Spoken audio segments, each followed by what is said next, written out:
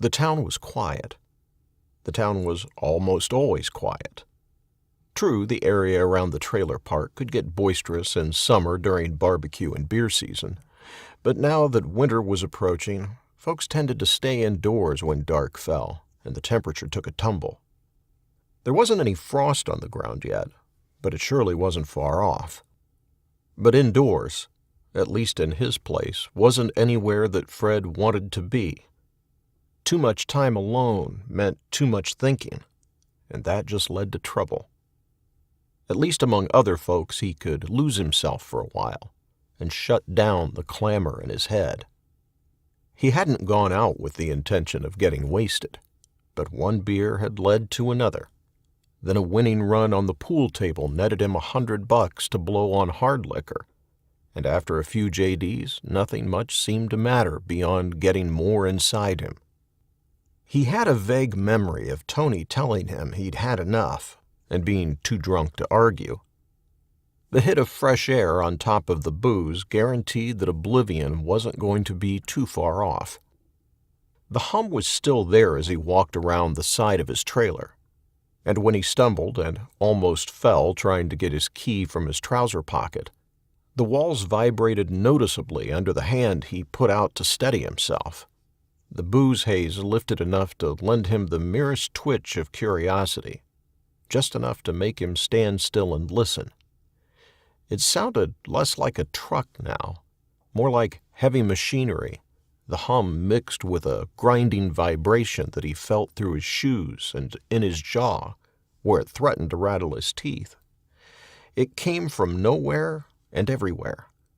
He turned full circle, but could not pinpoint any obvious directionality. There was no indication of a source, and he wasn't curious enough to wander off looking for one. He almost fell up the first step, then got the key in the lock on the third attempt, and hauled himself into the trailer. As he headed for the bottle of rye in the kitchen, he felt the hum again, throbbing just underfoot. But when he fell into his chair and turned on the television, the vibration dwindled and faded into the background. He promptly forgot all about it as he topped his booze level back up to maximum. I drink to forget. Forget what? I don't remember.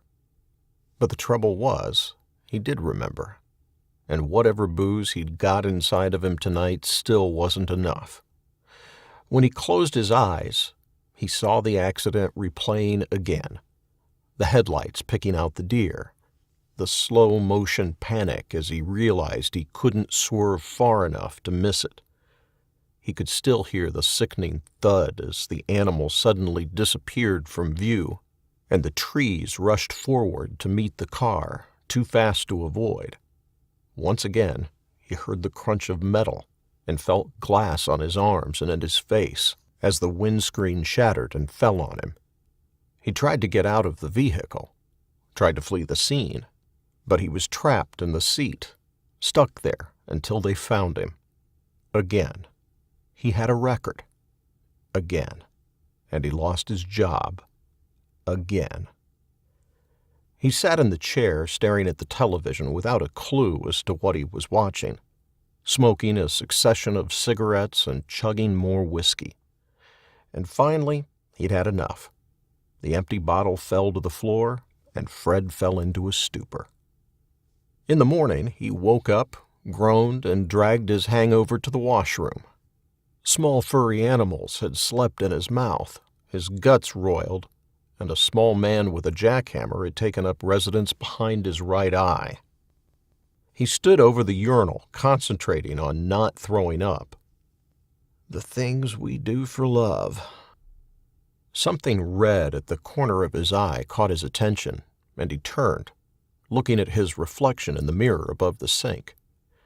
At first, he couldn't make sense of what he was looking at, his addled brain struggling to process the facts.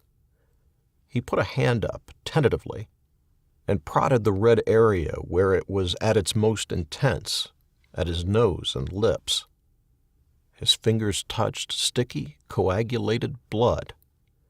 He'd suffered a nosebleed in the night, so severe that his shirt was soaked red from neck to belt.